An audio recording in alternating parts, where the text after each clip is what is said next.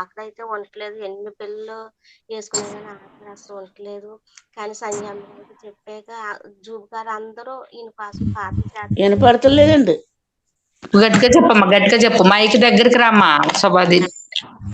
అదేంటంటే అందరూ ప్రార్థన సెల్ దగ్గరికి రా, సెల్ దగ్గరికి వచ్చి కొద్ది గట్టిగా చెప్పు. ఇప్పుడు వినిపిస్తుందండి. బాగా వినపడుతుంది. జూమ్ గారు అందరూ సంజయ్ గారికి చెప్పాక జూమ్ గారు అందరూ ప్రార్థన చేస్తున్నారు ఈయన కోసం. అయితే పిల్లలు ఆకలి పుట్టేది ఎంత ఎక్కువ రేటు పిల్లలు రాస్తున్నారు, అరుపు చేస్తే రాస్తున్న ఆకలి అయితే అసలు ఉండేది కాదు. అన్నం చూస్తే ఇప్పుడు చూసినట్టుగా అనిపించేది. అసలు అన్నం తినేవారు నీరసం పడిపోయేవారు, బాగా లెగలేకపోరు. కానీ ప్రార్థన పెట్టాక అమ్మగారు ప్రార్థన చేసే జుమ్ము గారు బిడ్డలంతా ప్రార్థన చేసి ఈయన కోసం కన్నీరు కాసి ప్రార్థన చేస్తున్నారు. దేవుని ప్రార్థన ఆలకించి కొంచెం కొంచెం అన్నం తింటున్నారు. కొంచెం నీరు వెళ్తలేదు మనిషి బాగా. ఇప్పుడు కొంచెం కొంచెం అన్నం తిన్న కొంచెం నీరసంగా ఉన్న గొంతుగా గురుకుమంటే అవి కూడా దేవుడు తీసేస్తారని నేను నమ్ముతున్నాను. కానీ జూమ్ కాల్ వచ్చాక మాకు చాలా నయం అయింది. అమ్మగారు ఎప్పుడు ఫోన్ చేస్తా, ఎప్పుడు సెల్లాన్ చేయాలని ఆ ఫోన్ చేయగానే నిద్ర గట్ట అంతా ఎగిరిపోయేది. కానీ కొన్నంత అందంగా అనిపించేది. ముందు అయితే నేను ఒంటరిగా ఉన్నాను, ప్రార్థన చేసేవాడు ఎవరు లేరు, ఒక్కదాన్ని అయిపోయాను. ఆదివారం చర్చికి వెళ్ళేదాన్ని, శుక్రవారము చర్చికి వెళ్ళేదాన్ని. ఒక్కదాన్ని అయిపోయి నాకు ఎవరు తోడు లేరు, సామాసం లేరు, ప్రార్థన చేసేవాళ్ళు లేరు, నాకు ధైర్యం చెప్పేవాళ్ళు లేరని దేవుడి దగ్గర ఎంతగానో ఏడిసి మనసులో అనుకునేదాన్ని. కానీ నాకు దేవుడు మంచి సామాసం చూపించారు. ఈ బిడ్డలంతా కలిపి నాకు ప్రార్థన చేసి ధైర్యంగా వండుకున్నంత అండగా ఉంది. ఈ చిన్న సాక్షులు దేవుడు దీవించింది. స్తోత్రం స్తోత్రం. సాక్షి చెప్పిన రమాదేవి గారు వందనాలండి. అమ్మ దేవుడు మీ అందు తోడే ఉన్నాడు కనుక మనది ఏం గొప్ప కాదండి. దేవుడు మరి మాకు మిమ్మల్ని చూపించాడు. మరి మేము అదొక గొప్ప ధన్యతగా, ఎందుకంటే మనలో ఒక సభ్యుడిగా మురళి గారు నిలబెట్టాలని. మన గొప్పతనం కాదు, అది గొప్పతనం ఎవరిదండి? యేసు ప్రభుదేనండి. ఆయన స్వస్థత పొందాలని ఆయన సంకల్పం మురళి గారిలో ఉంది కాబట్టి దేవుడు మరి మమ్మల్ని మీకు పరిచయం చేశాడు, మాకు ఏమో మిమ్మల్ని పరిచయం చేశాడండి. మనందరం ఎవరంటే సహోదరులమండి. మనం మరి ఇప్పుడు చెప్పాను కదమ్మా, మనం ధనవంతుల దగ్గరికి వెళ్ళడం కాదు, దరిద్రుల దగ్గరికి వెళ్ళి, రోగుల దగ్గరికి వెళ్ళి మనం ప్రార్థన చేసేవారుగా ఉండాలని ఇప్పుడు లాస్ట్ లో చెప్పాను కదండి. నిజమే, ఎవరైతే అనారోగ్యంతో ఉన్నారో, ఎవరైతే ఇరుకులో ఉన్నారో వారికి మనం ప్రార్థన చేసే వారంగా ఉంటే వారు ఎంతగానో మనం నిత్యము మనం జ్ఞాపకం చేసుకుంటారండి. ధనవంతుల దగ్గరికి వెళ్ళి మనం ఏది పెట్టినది తినేసి వెంటనే మర్చిపోతాడు. ఏ సహాయం చేసినా మన సహాయం వెంటనే మర్చిపోతాడండి ధనవంతుడు. అదే మనం ధనవంతుల దగ్గరికి వెళ్ళకూడదని, ఇలాంటి ఎవరైతే బలహీనంగా ఉన్నారో, ఎవరైతే నిన్న కాల సమయంలో ప్రార్థన ఫోన్ చేసి మరి అలాగే మాట్లాడారండి, చాలా ఆదరణ కలిగిందంట మన జూమ్ లోకి వచ్చిన తర్వాత. మరి అంతగానో ఆమెకి ఎవరు లేక, అంటే కొత్తగా దేవుడిని నమ్ముకుంది కదండి. దేవుడు అంటే తెలీదు, ఎవరి దగ్గరికి వెళ్ళాలో, ఎవరిని ఆశ్రయించాలో.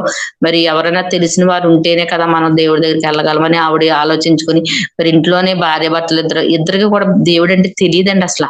తెలియని సమయంలో మరి వీళ్ళు మరి ఏదో ఎవరో ద్వారాగా మొత్తం దేవుడిని తెలుసుకున్నారు. తెలుసుకున్న తర్వాత మరి నిజమైన సేవకులు మనం ఎప్పుడంటే ఆదివారం ఒక రోజే వెళ్తాము.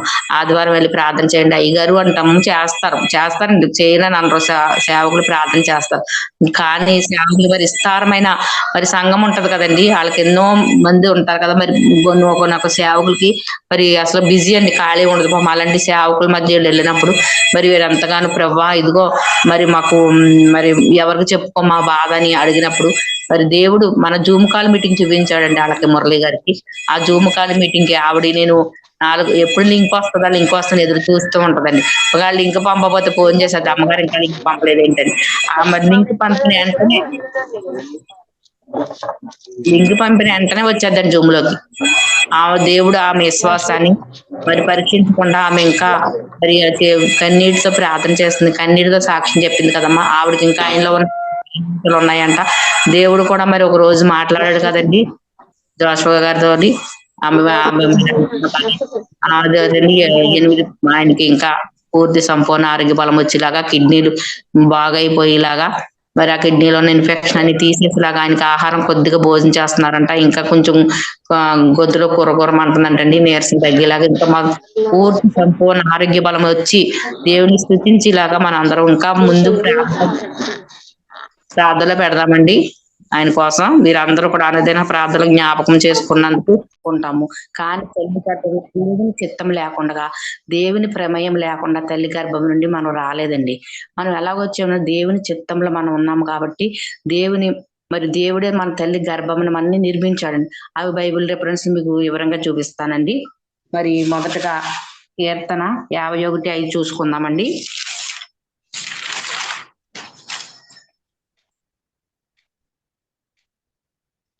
నేను పాపములో పుట్టినవాడను, పాపములో నా తల్లి నన్ను గర్భంలో ధరించును. చూడండి, మనం ఎలా పుట్టామంటే అండి, పాపంలో పుట్టామంట. పాపంలోనే మన తల్లి ఏం చేసింది, గర్భం ధరించింది. ఎందుకు మనం పాపంలో పుట్టామంటే, మనం పుట్టక మునిపే మనం పాపంలో ఉన్నామండి. మరి మనం అది పుట్టకలేదు కదా, ఇంకా మన తల్లి గర్భంలో నిర్మించలేదు కదా, పాపంలో ఎందుకున్నామంటే మన తల్లిదండ్రులు చేసిన పాపం అండి.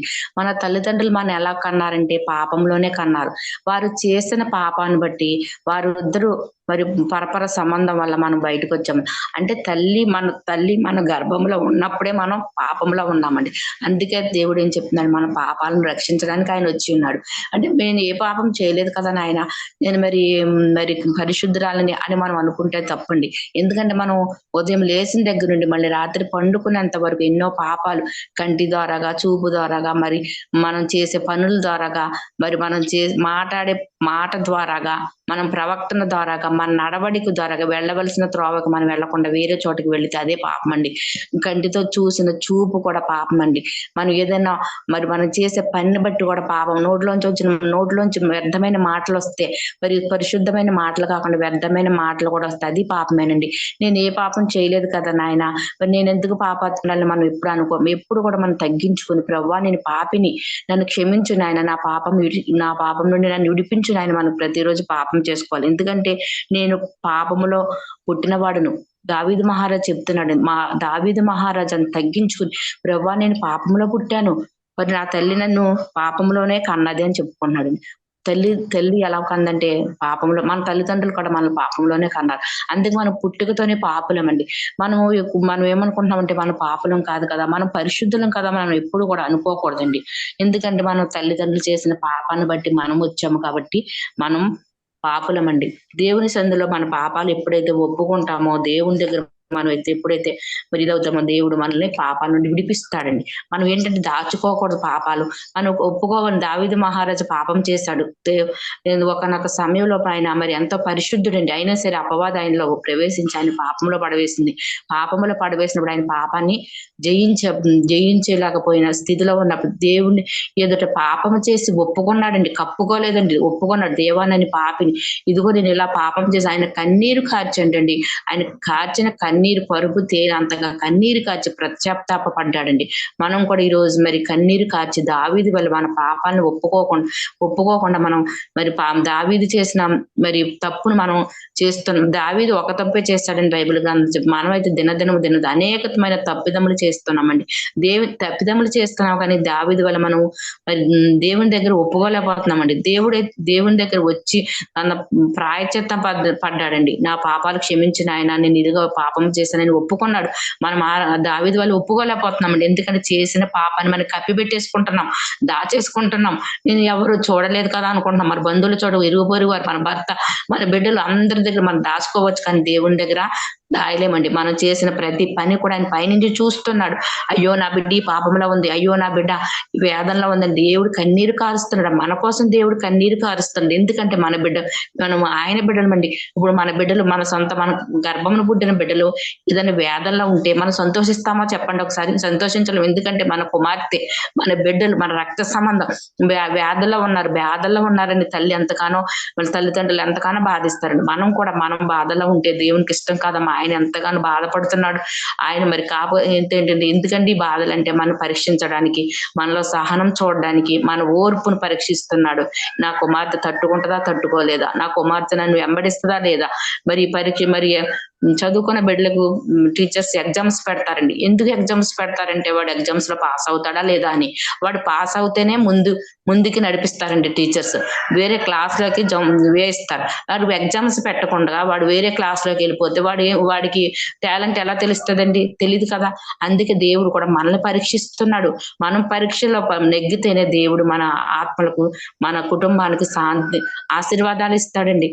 మరి మనకి శ్రమలు లేకుండా, బాధలు లేకుండా, కష్టాలు లేకుండా నిత్యము సంతోషంగా ఉంటే దేవుళ్ళ మనము ఎదగలేమేమో, దేవుని అక్కడే ఇడిచిపెట్టేస్తామేమో అండి. ఎందుకంటే అనారోగ్యంగా ఉన్న వారికి దేవుడు అండి, ఆరోగ్యవంతులకి దేవుడు అవసరం లేదని చెప్పాడు.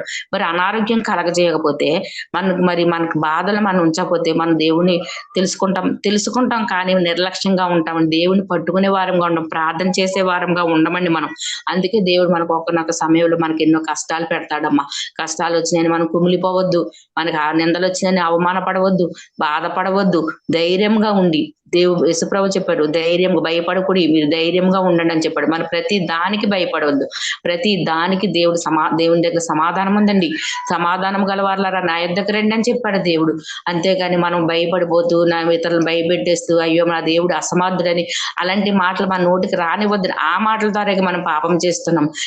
ఏది చేసినా దేవుని చిత్తం నాయన, నీ చిత్తంలో ఏమై ఉన్నదో ఇదిగో ఇలా జరిగించు నాయన, నీ చిత్తం అని మనం ఒక్క ప్రార్థన చేస్తే నాయన చాలండి. ఆయన అన్ని చూసుకునేవాడు అనమాట.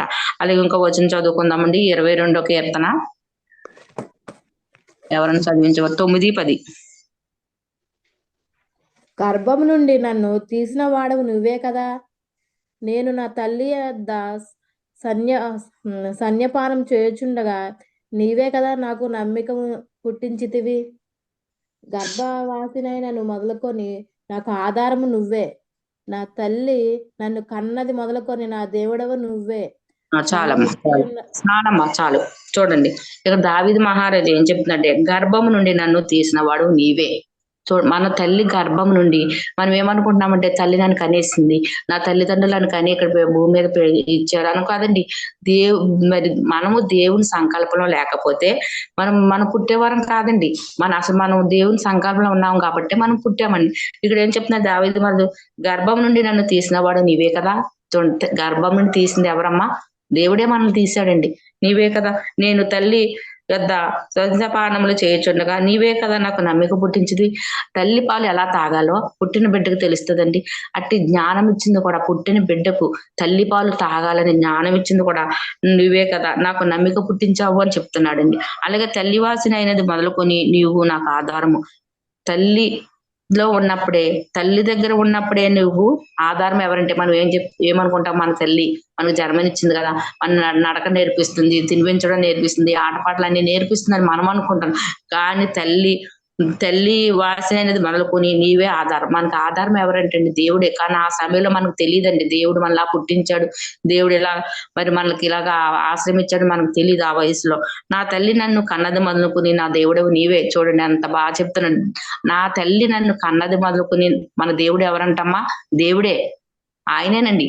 కాకపోతే మన దేవుని సంకల్పంలో మన అందరం ఉన్నాము కాబట్టి దేవుడిలో మనం ఇష్టపడుతున్నాడు కాబట్టి ఆయన బిడ్డలుగా చేర్చుకోవడానికి దేవుడు ఇష్టపడుతున్నాడు.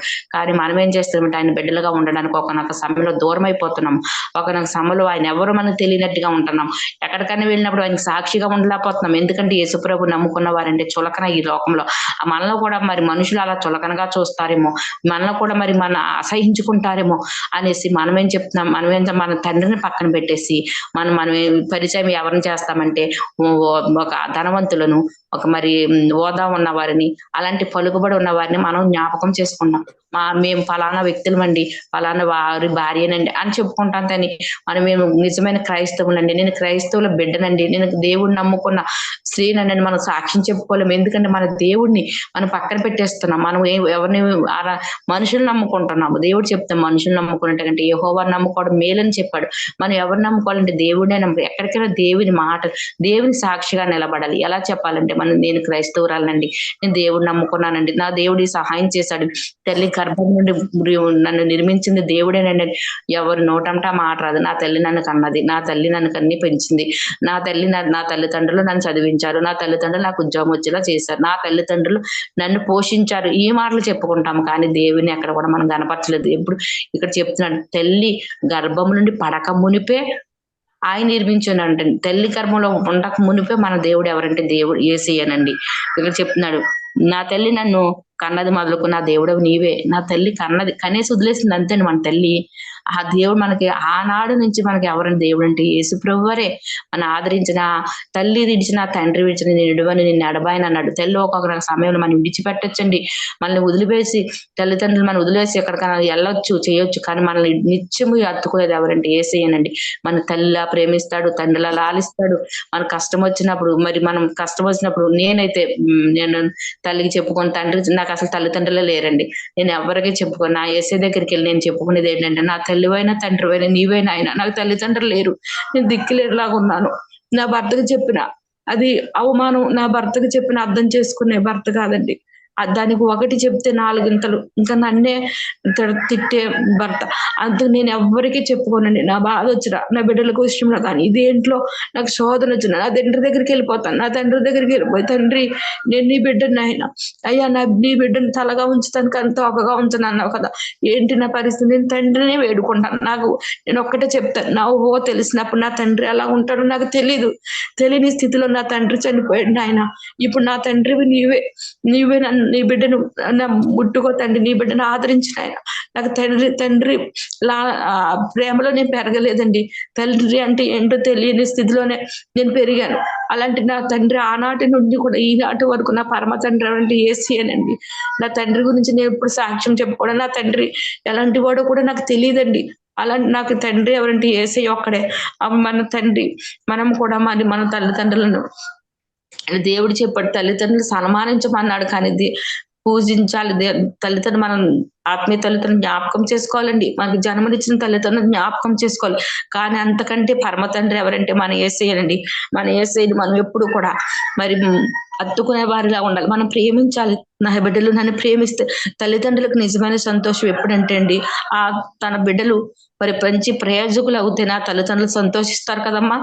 ఈ లోక తల్లిదండ్రులు సంతోషించడం, మనము ప్రయోజకులు అవుతే మన పరమ తండ్రి ఇంకా సంతోషిస్తాడండి. అయ్యో నా కుమార్తె ఎంత ప్రయోజకురాలు అయిపోయింది, నా కుమార్తె ఎంత దీవెనలు పొందుకుంటుంది, నా కుమార్తె ఎంతగా నన్ను ఆరాధిస్తుంది, నన్ను ప్రేమిస్తుందని మన పరమ తండ్రి ఇంకా మనల్ని సంతోషపడతాడు. మనల్ని బట్టి మనకి ఆయన సంతోషం కలగాలండి. మనల్ని బట్టి ఆయనకి ఎటువంటి అవమానం కానీ, నిందలు కానీ, దేవుడు నమ్ముకున్నారమ్మా, ఏం చేస్తారు, మీరు ఇలా ఉంటున్నారు, మీరు ఎలా ఉంటున్నారు, చేయరాని పనులన్నీ మీరే చేసేస్తున్నారు. ఆయనకి చెడ్డ సాక్ష్యం మనం తేకూడదండి. మంచి సాక్షురాలుగా మనం నిలబడాలండి. అలాగే కీర్తన 39:13 చూడమ్మా.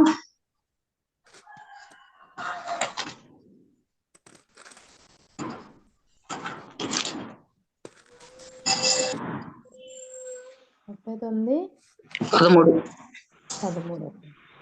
నేను వెళ్ళిపోయి 139 సరోజిని గారు 139 అండి.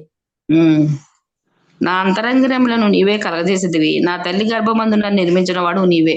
నా అంతరింద్రియములను మనలో ఉన్న ప్రతి ఒక్క అవయవాన్ని కూడా దేవుడే కలగజేశాడంట. మనకు కళ్ళు ఇచ్చిన, ముక్కు ఇచ్చిన, మనలో ఉన్నటువంటి అవయవాలన్నీ కూడా దేవుడే కలగజేశాడంట. ఎవరు కలగజేయలేదు. దేవుని చిత్తమైతేనే మనము ఇవన్నీ కలగజేసి ప్రతి ఒక్క అవయవాన్ని సమకూర్చి దేవునికి మన బిడ్డలుగా చేసుకోవడానికి దేవుడు ఈ అవయవాలన్నీ కలగజేసిన వాడు ఎవరంటే మన దేవుడేనంట. ఇంకో మాట ఏం చెప్తున్నాడంటే, నా తల్లి నిర్మించిన వాడవు నీవే. చాలా నా తల్లి గర్భం నందు నిర్మించిన వాడు ఎవరంటమ్మా, దేవుడేనంట. మనం ఏమంటాం, తల్లి గర్భం నుంచి వచ్చామనుకుంటా, కాదండి. మన తల్లి గర్భం నందు నిర్మించిన వాడు ఎవరంటే దేవుడేనంటండి. మన తల్లిలో మనము ఏమనుకుంటామంటే తల్లిలో పుట్టాము, తండ్రిలో పుట్టాము, ఇది కాదండి. మన తల్లి గర్భం నుండి రూపించింది ఎవరంటే దేవుడేనండి. ఈ పలానా తల్లికి ఈ బిడ్డ పుట్టాలి, పలానా తండ్రికి ఈ బిడ్డ పుట్టాలి, మనం ఇలా పెరగాలి, ఇలా అన్ని నేర్పింది ఎవరంటే యేసేనండి. మనం ఈ రోజు మరి దేవుణ్ణి, నన్ను పుట్టించావు కదా నాయన నీకు స్తోత్రాలు, నన్ను బ్రతికిస్తున్నావు కదా నాయన నీకు స్తోత్రాలు, నన్ను నాయన పోషిస్తున్నావు కదా నీకు స్తోత్రాలు, నన్ను ప్రతి దినము కూడా మనము మరి ప్రార్థన చేసినప్పుడు ఆయన మన పుట్టు గురించి కూడా మనం జ్ఞాపకం చేసుకోవాలి. తల్లి నన్ను గర్భంలో మరి నన్ను పాపంలో కన్నది నాయన, నీ పాపంరాలను నువ్వే పాపస్తురాలని మనం ప్రతిరోజు కూడా దేవా నువ్వే పుట్టించావు కదా అని మనం ప్రార్థన చేసుకునేవారుగా ఉండాలండి. అలాగే మరి కీర్తన 127:3 చూడమ్మా.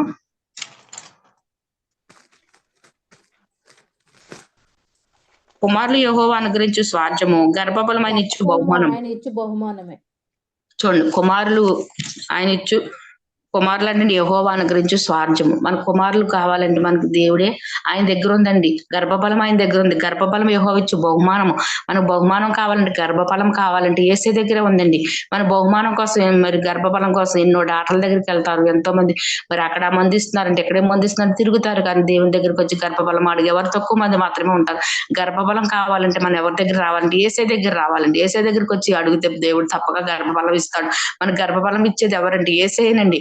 ఏ బిడ్డకి ఏ గర్భం ఇవ్వాలి, ఏ బిడ్డకి ఏ బిడ్డను ఇవ్వాలి. కుమారులు యెహోవా ఇచ్చే స్వాస్థ్యం అంటండి. కుమారులు మరి ఆయన ఇస్తేనే మనకు మన బిడ్డలకు కానీ మన ఇరుగు మన బంధువులు ఎవరైతే గర్భం లేకుండా ఉన్నారు, ఎవరైతే మరి గర్భం కోసం ఎదురు చూస్తున్నారు అందరికీ దేవుడు గర్భఫలం ఇస్తాడని దేవుడు ఆయన బహుమానం అండి. ఆయన బహుమానం గర్భఫలం ఆయన బహుమానం ఎవరి దగ్గర ఉందండి? యేసే దగ్గర ఉంది. డాక్టర్ల దగ్గర లేదమ్మా. మనం ఎక్కువగా ప్రార్థన చేసి నా బిడ్డ గర్భం ఈ నాయన నా బిడ్డ దేవుడు ఇస్తేనేనండి ఈ గర్భము, దేవుడే ఇవ్వాలి. దేవుడు కరుణించి గర్భం ఇస్తే మరి దేవుడు చెప్తున్నాడు గర్భఫలం నా దగ్గర ఉంది, మీరు నా దగ్గరకు వచ్చి ప్రార్థన చేయండి చెప్తున్నాడు. మనం ప్రార్థించే వారుగా ఉండాలని చెప్తున్నానండి. అది ఇంకొక వచనం చూసుకుందామండి. కీర్తన 103.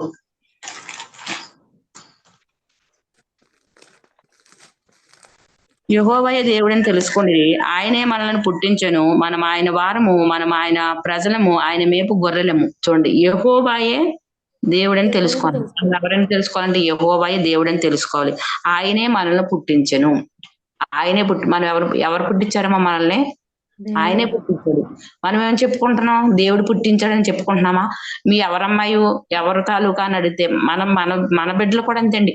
నేను పలానా ఆమె కుమార్తెను, పలానా ఆమె కుమారుణ్ణి, లేకపోతే పలానా ఆయన కుమారుని అని చెప్పుకుంటున్నాం. మన తల్లిదండ్రులను చెప్పుకుంటున్నామండి మనం. ఎందుకంటే యేసయ్య బిడ్డనని ఎప్పుడైనా మనం సాక్ష్యం చెప్పుకున్నామా? ఎవరి దగ్గరన్నా నువ్వు ఎవరు కుమార్తె అంటే నేను యేసయ్య బిడ్డనని చెప్పుకుంటున్నామా? లేదండి. మన తల్లిదండ్రులకు ఘనతనిస్తున్నాం. మన తల్లిదండ్రులు ఎక్కువగా మరి చూపిస్తున్నాం ప్రపంచానికి. కానీ ఆయన ఏం చెప్తున్నాడండి? మనము ఆయన ప్రజలము, ఆయనే పుట్టించాడంటండి. ఆయన మేపు గొర్రెలము. ఆయన మనం కాపరిగా మనల్ని కాస్తూ ఉన్నాడు. మనం అందరం ఎవరమంటే ఆయన మేపు గొర్రెలమండి. మరి గొర్రెలతో పోల్చాడు. ఎందుకంటే మన గొర్రెల అని కొంతమంది అన్యులు ఏమనుకున్నారు, గొర్రెలతో పోల్చాడండి అక్కడ. గొర్రెలు ఎందుకంటే అక్కడ పోల్చాడంటే గొర్రెలు మౌనం వహిస్తాయండి. మరి తన దొడ్డిని తెలుసుకుని మరి పగలంతా మరి వేరే వేరే చోట్ల మేస్తూ మరి రాత్రికాల సమయంలో తన దొడ్డిని తెలుసుకుందాం కాపరి దగ్గరకు వస్తాడు. కాపరిని గుర్తుపడతాయండి గొర్రెలు. వేరే కాపరి దగ్గరికి వెళ్ళిపోవు. ఆ కాపరి ఎవరని తెలుసుకుని మళ్ళీ ఆ కాపరి దగ్గరికే వస్తాయండి. ప్రతి గొర్రె తప్పిపోయినా సరే ఆ కాపరిని వెతుక్కుంటూ వస్తాయి. అందుకే మనం గొర్రెలతో పోల్చాడు. ఎందుకంటే మన కాపరి ఎవరంటే యేసేయండి. ఆయన మన కాపరిగా ఉన్నాడు. మనం అందరము కూడా తప్పిపోయిన గొర్రెల వేళ ఉన్నామేమో.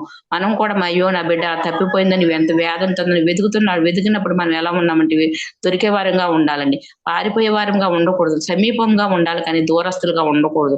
ఇక్కడ ఏం చెప్తున్నాడంటే యెహోవా దేవుడని తెలుసుకోవాలి. మన దేవుడు ఎవరంటే యెహోవా అని తెలుసుకోవాలి. మనం ఆయన ప్రజలం, ఆయన మేపు గొర్రెలము. మనము ఆయన మనల్ని మేపుతున్నాడండి, మనం పోషిస్తున్నాడు. ఇప్పుడు మన భర్త తెచ్చేసి ధనం తెచ్చేస్తే మనం వండి పెట్టేస్తున్నాం అనుకుంటున్నాం మనం. కాదండి. మనం పోషించేది ఎవరంటే యేసయ్య. ఆయన మనల్ని పెంచుతున్నాడు, పోషిస్తున్నాడు. ఏ విధంగా పోషిస్తున్నాడు? మన భర్తకు మంచి ఆరోగ్యం ఇచ్చాడంటే అది దేవుని కృప కదండి. భర్త మరి ఆరోగ్యంగా ఉండబట్టే కదా బయటికి వెళ్ళి సంపాదిస్తూ తెస్తున్నాడు. అదే ఆరోగ్యం లేకపోతే ఏమైపోతాడు? ఆయన మనల్ని పోషించే నాథుడండి, రక్షించే దేవుడండి. మరి ఆయన పట్ల మనం ఎంతగానో మరి ఇంకా ప్రేమ కలిగి మన జీవితం, మన పుట్టిక అన్ని కూడా తెలుసుకోవాలని చెప్తున్నాను. అలాగే ఇంకో చూడమ్మా, యోబు 25:4.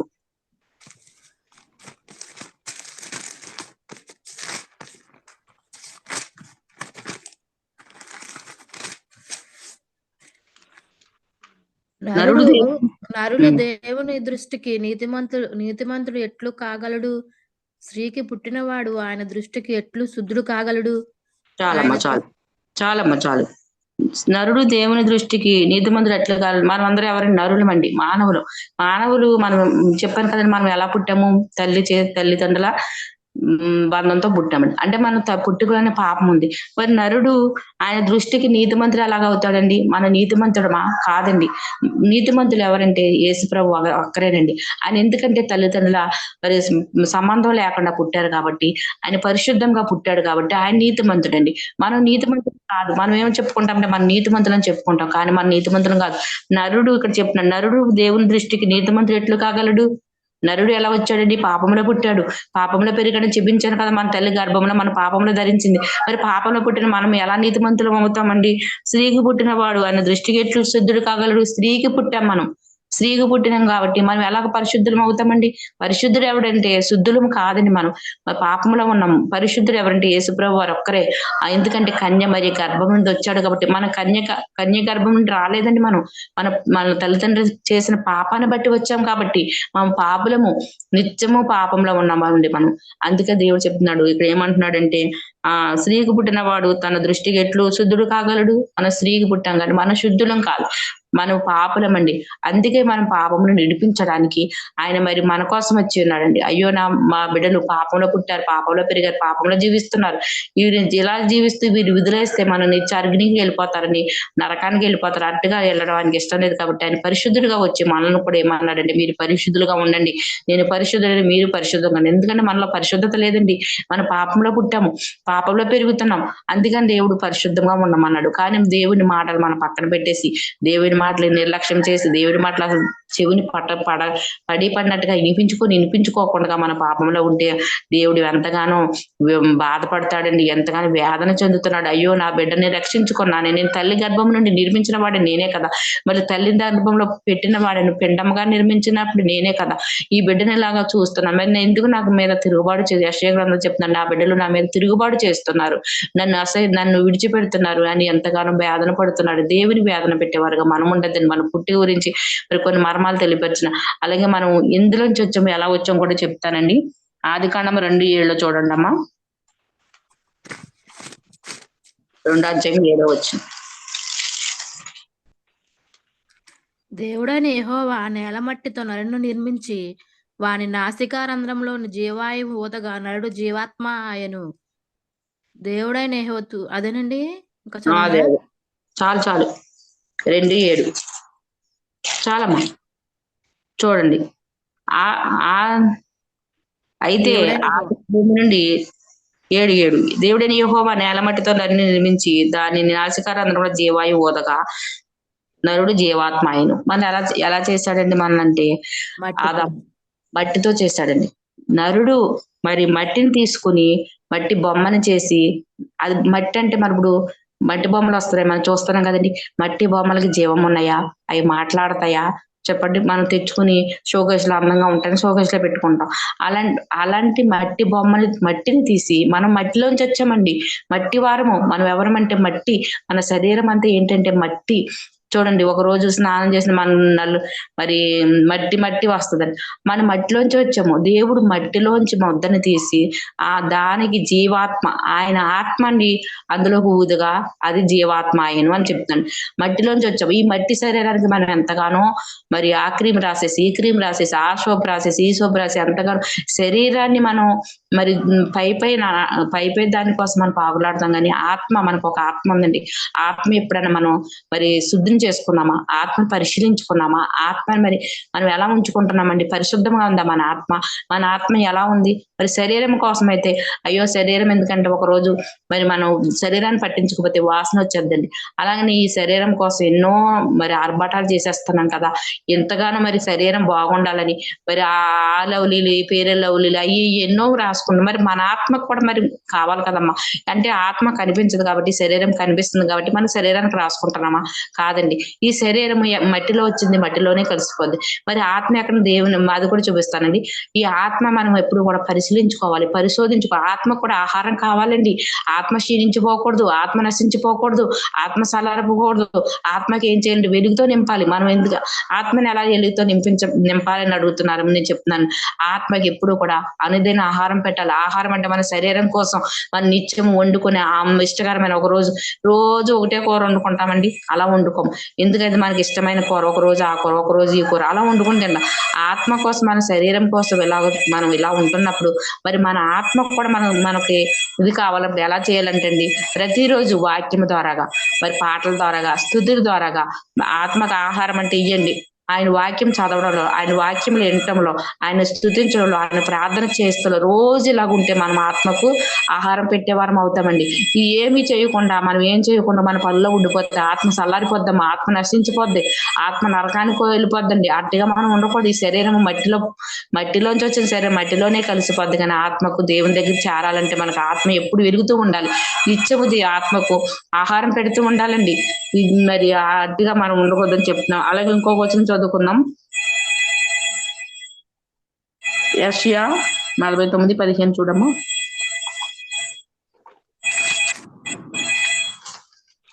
యెషయా ఎన్నండి? 49:15.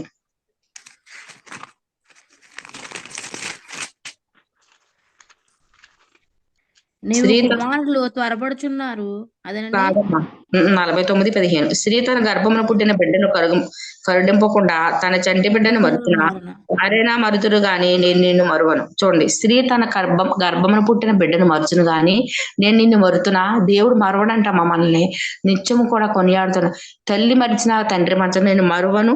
స్త్రీ ఎవరైనా మరుతురు గాని నేను నిన్ను మరువను అని చెప్తున్నాడు. చూడండి, మన తల్లిదండ్రులు ఇప్పుడు మనం మరి ఒక భర్తకు అప్పగించినప్పుడు మన తల్లిదండ్రులు మర్చిపోయారు, మరి మనం పట్టించుకుంటలేదు, మనం విడిచిపెట్టేశారు. కానీ తండ్రి విడిచిపెట్టాడా? పరమ తండ్రిని. తల్లిదండ్రులు మర్చినా కానీ తల్లి, ఒక స్త్రీకి పుట్టిన మరి మన తల్లి మన కన్నది, కానీ మన మర్చిపోయింది. కానీ దేవుడు అలా మర్చేవాడిని కాదని చెప్తున్నాడు అమ్మ యెషయా ద్వారాగా. నువ్వు ఒకవేళ మీ తల్లిదండ్రులను విడిచిపెట్టారేమో, నీ బంధువులను విడిచిపెట్టిన దేవుడు విడిచిపెట్టే కాడు. నేను తల్లిదండ్రి విడిచిపెట్టిన తల్లి విడిచిన తండ్రి విడిచే దేవుడిని కాదని చెప్తున్నాడు. అట్టి దేవుని మనం కలిగి ఉన్నామండి. ఎంత ప్రేమమయుడండి. మనల్ని పట్టించుకున్న దేవుడు ఎవరంటే ఆయన ఒక్కడే. మనల్ని ఎవరు పట్టించుకోరు. మన బాధలో ఉన్న కష్టాలు ఉన్న చూసి వెళ్ళిపోతారు.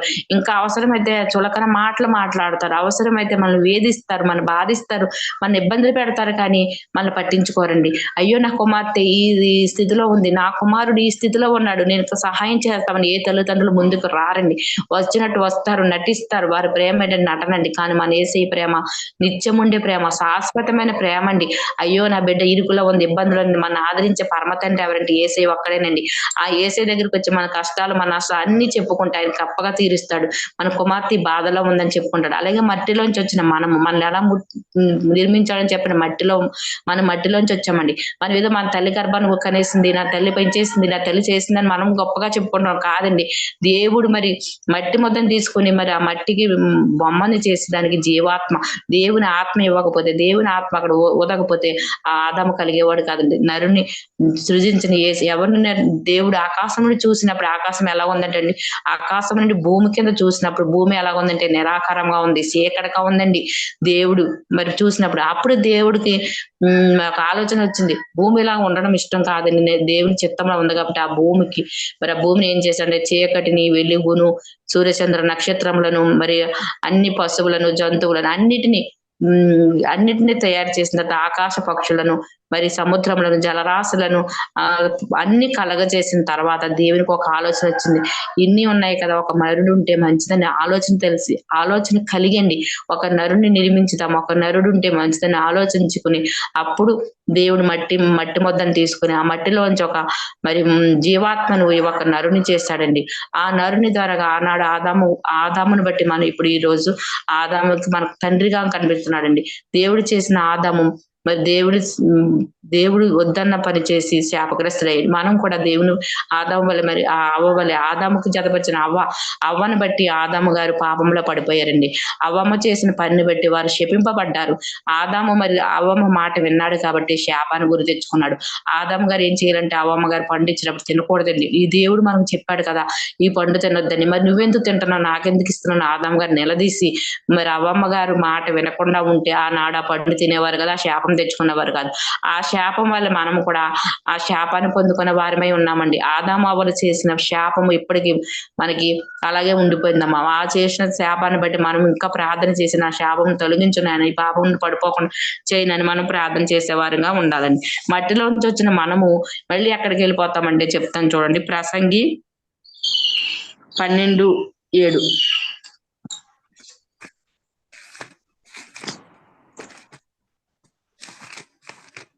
మన్నైనది మనుపటి వలనే మరలా భూమికి చేరును, ఆత్మ ధర దయచేసిన దేవుని వద్దకు మరలా పోవును. చూడండి, మన్నైనది అంటే మన్ను అంటే మట్టి అండి. మట్టి అయినది మరలా ఎనుపటి వలనే మరలా భూమికి చేరును. మనం ఎక్కడి నుంచి వచ్చాము? మట్టిలోంచి వచ్చాము చెప్పాను కదండి. మట్టిలోంచి వచ్చిన మనము ఎక్కడికి వెళ్ళిపోతామండి? చనిపోయిన తర్వాత. మనం చనిపోయిన తర్వాత మనం తీసుకెళ్లి ఏసీ గదిలో పడికేస్తారా? లేకపోతే భవనాలు, ధనవంతుడు చనిపోయినా అక్కడికి వెళ్తాడు, దరిద్రుడు చనిపోయినా అక్కడికి వెళ్తాడు. ఎవరు చనిపోయిన ఒక్క క్షణము కూడా మనల్ని ఇంటిలో చనిపోయిన వెంటనే తీసుకొచ్చి బయట పడుకోబెట్టేస్తారు. ఇంట్లో గదిలో కూడా ఉంచనివ్వరు. ఎందుకంటే మనకి జీవం ఉన్నప్పుడే మనకి మరి మంచి పలుకుబడి, జీవం ఉన్నప్పుడే మనల్ని ఆదరిస్తారు. జీవం ఎప్పుడైతే మనలో లేదో మనము పనికిరాని వారం అయిపోతామండి. మళ్ళీ ఎక్కడి నుంచి వచ్చామో అక్కడికి వెళ్ళిపోతాం. ఈ శవం ఎక్కడ పెట్టుకుని నేను వెళ్ళను, నేను ఇంట్లోనే ఉంటాను, నా భర్తను తీసుకెళ్ళొద్దు, నేను ఇక్కడే ఉంచండి అని మనం తీసుకెళ్ళి లోపల మంచమే పొడికేస్తారండి. చనిపోయిన తర్వాత పొడికేయరండి. ఎందుకంటే మనలోనే ఏమీ లేదంటే జీవం లేదు. ఆ జీవం ఉన్నప్పుడే మనం ఏసై దగ్గరికి రావాలండి. జీవం అయిపోయిన తర్వాత ఏసై దగ్గరికి వచ్చిన వ్యర్థమండి. అలాగే చూడండి, ఇక్కడ ఏం చెప్తున్నాడంటే మన్ను అనేది వెనుకటి వల్లనే మరలా భూమికి చేరును. మట్టిలోంచి వచ్చాము కాబట్టి మనం మళ్ళీ ఎక్కడికి వెళ్ళిపోతామంటే మరలా మట్టిలోకి వెళ్ళిపోతాం. అంతేగాని మనం తీసుకెళ్లి ఆ భవనంలో పడుకోబెట్టండి, తీసుకెళ్లి అందులో కూర్చోబెట్టరు, మరి ఏమి చేయరండి. మన్ను నుంచి వచ్చాం కాబట్టి మనం మట్టిలోకి వెళ్ళిపోతాం. కానీ మన ఆత్మ ఉందో చూసారా? చెప్తున్నాడు చూడండి, దేవుని ఆత్మ అండి ఇది. ఈ ఆత్మని మనం ఎప్పుడు ఈ శరీరాన్ని సుఖపెట్టాం కానీ ఆత్మని ఎప్పుడు కూడా సంతోష పెట్టలేదండి. ఈ శరీరం మట్టిలోంచి వచ్చిన మట్టిలోకి వెళ్ళిపోద్దంట. కానీ దేవుని ఆత్మ, ఆయన దయచేసిన దేవుని వద్దకు మరలా వెళ్ళును. దేవుని ఆత్మ, మన ఆత్మ ఎక్కడికి వెళ్తుందండి? దేవుని వద్దకు వెళ్తుందండి. మరి మనం ఎప్పుడైనా ఆత్మ గురించి ఆలోచించుకున్నామండి? శరీరం గురించి ఎందుకండి ఈ మట్టి శరీరము, ఇది బాగున్నంతసేపు ఈ శరీరము, ఇది ఏదైనా చిన్న లోపం వచ్చిందండి, శరీరం మనకు పనికిరాదండి, మనకు సహకరించదు. మనం ఏం చేస్తున్నాం? ఈ శరీరాన్ని చూసుకుని ఈ శరీర ఇచ్చలో పడిపోయి దేవునికి దూరం అయిపోతున్నామండి. శరీరము సహకరించట్లేదు. ఎంతగానో పని కల్పించుకుని విస్తారమైన పని కల్పించుకుని శరీరాన్ని మరి సహకరిస్తుంది, మనకు సహకరించట్లేదు. ప్రార్థన చేయాలని శరీరం ఒప్పుకోవట్లేదు. ఆత్మ అయితే మరి గోచరిస్తుంది, నువ్వు ప్రార్థన చేయి, లెగు ప్రార్థన చేయి, అది చెయ్యి, ఆ కార్యం చేయి, దేవుని స్తుతించు, ఆరాధించని ఆత్మ చెప్తుంది. కానీ మన శరీరం సహకరించట్లేదు. ఎందుకంటే శరీరానికి ఏముందంటే సాతాను పట్టేసిందండి. శరీరంలో సాతాను క్రియలు ఎక్కువ ఉన్నాయి. మన సాతానికి దారి ఇచ్చేస్తున్నాం. మన శరీరం మాట వింటుందండి.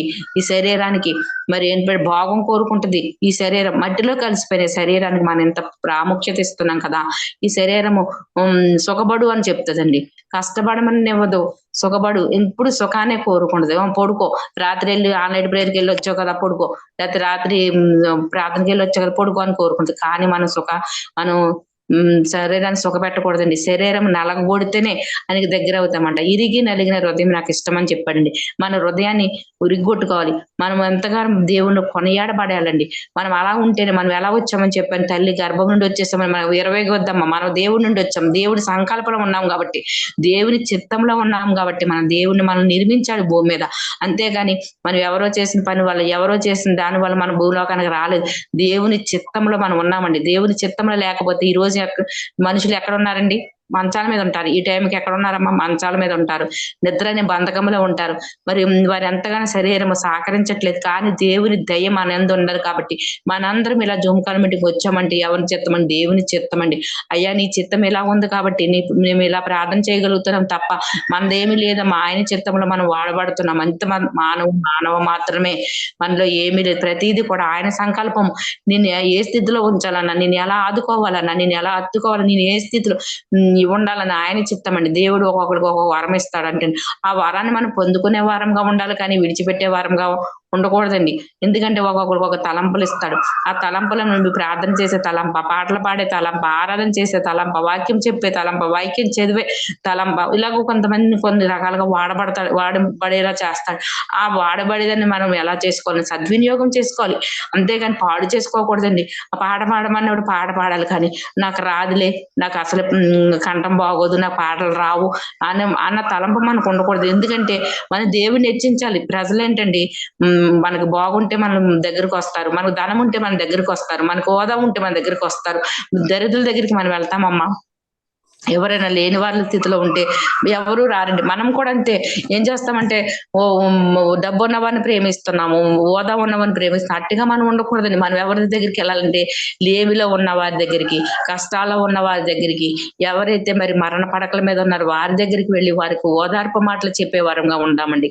ఇప్పటి వరకు మనం ఎన్నో మరి ఏమీ పట్టించుకోలేని స్థితిలో ఉన్నాం. ఇప్పటి వరకు ఎవరిని ఆదరించలేని స్థితిలో ఉన్నాం. ఇప్పటి వరకు ఎవరు మనకెందుకు లేని తిరిగేమో.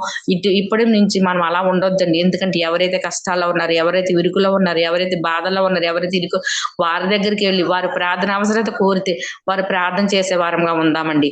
మరి అంతేగాని దేవుడిని మనం గర్వం తెచ్చుకుంటే దేవుడికి మనం హెచ్చించకూడదండి. దేవుడు హెచ్చించాలి. మనం తగ్గించుకోవాలండి. మనం తగ్గించుకునే స్వభావం మన దేవుని ప్రార్థన చేసుకుందామండి.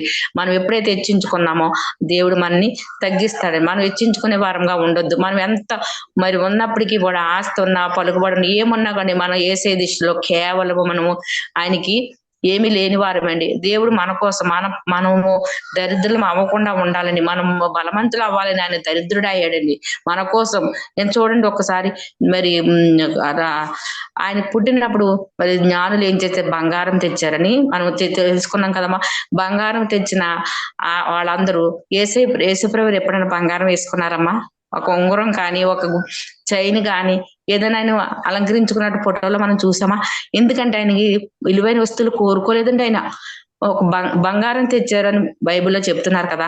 మరి బంగారం తెచ్చిన ఆ బంగారాన్ని ఎవరికి వేస్తామండి? బాలుడికి వేస్తాం కదా. మరి ఆ తల్లి మరి మరియమ్మ గారు ఆ శిశువుకి బంగారం వేసినట్టు ఉందండి?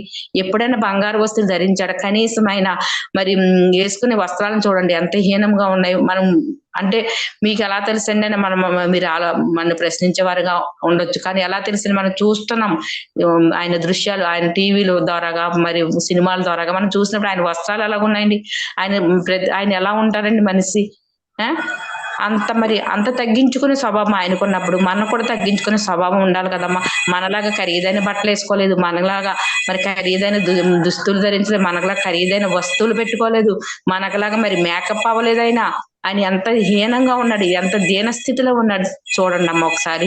అలాంటి మనోస్థితి, మరి అలాంటి మనసు మనం కలిగి ఉందాము. ఆత్మను చల్లారింప చేసే వారంగా ఉండొద్దండి. ఆత్మకు ఆహారం అనుదినము మరి జుమకాల మీటింగ్ వచ్చిన తర్వాత మన ఆత్మకు అనుదిన ఆహారం దొరుకుతుందండి. ఇదివరకైతే ఆదివారం ప్రార్థనకి వెళ్ళేవాడు అంతే, మళ్ళీ ఆదివారం దాకా అంతే. ఆత్మకు ఆహారం దొరికేది కాదు. ఈ జూమకాల నుంచి వచ్చిన తర్వాత రోజుకు ఒక సేవకులు వచ్చి వాక్యం చెప్తుంటే మన ఆత్మకు మరి ఆరాధన జరుగుతుంది, పాటలు పాడుతున్నాం, ప్రార్థన చేస్తున్నాం. ఈ ఆత్మకి ఏం దొరికిందంటే ఆహారం దొరికిందండి. ఆహారం కోసం మన ఆత్మ ఏమవుతుంది అంటే చల్లారిపోవట్లేదు. ఆత్మ ఎంతగానో సంతోషిస్తుంది. మనం ఇంకా గణపరిచే వారంగా, ఆయన ప్రేమించే వారంగా మనం ఎలా పుట్టాము ఆ పుట్టు గురించి తెలుసుకున్నాం. కాబట్టి ఇప్పటి నుంచి ప్రార్థన దేవా, తల్లి గర్భం నుండి నన్ను నిర్మించిన వాడు నీవే. నా తల్లి నన్ను గర్భంని పుట్టింది మొదలుకొని పాపంలో ఉన్నాను ప్రభా, నా పాపపు జీవితం తీసివేయండి. పాపంలో పడిపోకుండా, పాప ఊబులో పడిపోకుండా, లోకంలో కలిసిపోకుండా, నా పాపాలు నేనేమి పాపము చేయట్లేదని అనుకుంటున్నాను ప్రభా.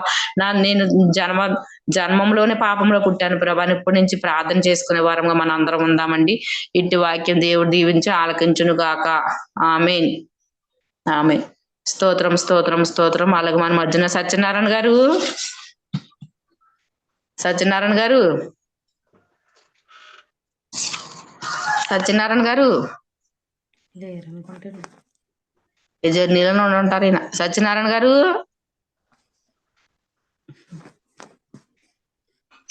బాబు గారు చెప్పానండి. బాబు గారు. అపరిశుద్ధుడు నా రాజా యేసయ్య, మీకు వందనాలు స్తోత్రాలు తండ్రి. మీ ఘనమైన నామానికి స్తుతులు స్తోత్రాలు చెల్లించుకున్నాం ప్రభువా. అయా ఇదిగో తండ్రి నా రాజా యేసయ్య, పరిశుద్ధాత్మ దేవ, ఉదయం నుంచి తండ్రి నాయన నిన్ను స్తుతించి నిన్ను గణపరిచి తండ్రి నాయన మరి తండ్రి నాయన నాయన అనేకమైన అంశాలతో తండ్రి నాయన మరి ప్రభా మీరు నాయన మేము తండ్రి నాయన మేము ప్రార్థన చేస్తూ ఉండగా తండ్రి నాయన ప్రతిఫలం ఇచ్చే దేవుడు తండ్రి. అయ్యా ఇదిగో తండ్రి నా రాజా యేసయ్య పరిశుద్ధ ఆత్మదేవ నాయన ఆరాధనలో తోడుగుండి తండ్రి నాయన వాక్యంలో తోడుగున్నారు తండ్రి. మీకు వందనాలు స్తోత్రాలు తండ్రి నాయన. చెప్పబడిన వాక్యాన్ని దీవించండి, ఆశీర్వదించండి తండ్రి. అలాగే తండ్రి నా రాజా యేసయ్య పరిశుద్ధ ఆత్మదేవ వందనాలు నాయన. మరి తండ్రి నాయన మురళి గారు తండ్రి నాయన మరి యొక్క నాయన చెప్పబడిన నాయన సాక్ష్యాన్ని దీవించండి ప్రభువా. అవును తండ్రి నాయన ఇదిగో నాయన నా ప్రార్థనలతో చేస్తున్నది ఏది కూడా వ్యర్థము కాకుండా తండ్రి నాయన ప్రతిఫలం ఇచ్చే దేవుడు తండ్రి నాయన. అయ్యా ఇదిగో తండ్రి నా రాజా యేసయ్య పరిశుద్ధ ఆత్మదేవ అనేక మంది తండ్రి నాయన మరి నాయన మేము ప్రార్థన చేస్తుండగా తండ్రి కొంతమంది సాక్ష్యం కూడా ఇచ్చారు ప్రభువా నాయన. అయ్యా తండ్రి నా రాజా యేసయ్య మీకు వందనాలు స్తోత్రాలు చెల్లించుకుంటున్నాం ప్రభువా. అయ్యా మరి తండ్రి నాయన నాయన ఇదిగో తండ్రి నా రాజా యేసయ్య మరి ఆ యొక్క తండ్రి నాయన ముట్టండి, స్వస్థపరచని తండ్రి నాయన మురళి గారిని తండ్రి నాయన ఇదిగో తండ్రి అద్భుతమైన సాక్షిగా వాడుకోండి ప్రభువా. ఆ కుటుంబంలో రక్షణ కలిగించండి ప్రభువా. ఆ కుటుంబంలో గొప్ప వెలుగును కుమ్మరించమని ప్రార్థన చేస్తున్నాం అయ్యా. అయ్యా ఆ కుటుంబంలో తండ్రి ఏ కొదువు లేకుండా తండ్రి నాయన మరి ప్రభువా నాయన సమృద్ధిగా తండ్రి నాయన ఆశీర్వాదం నిండైన ఆశీర్వాదం కుమ్మరించమని ప్రార్థన చేస్తున్నాం అయ్యా. అయ్యా ఇదిగో తండ్రి నా రాజా యేసయ్య వాక్యాన్ని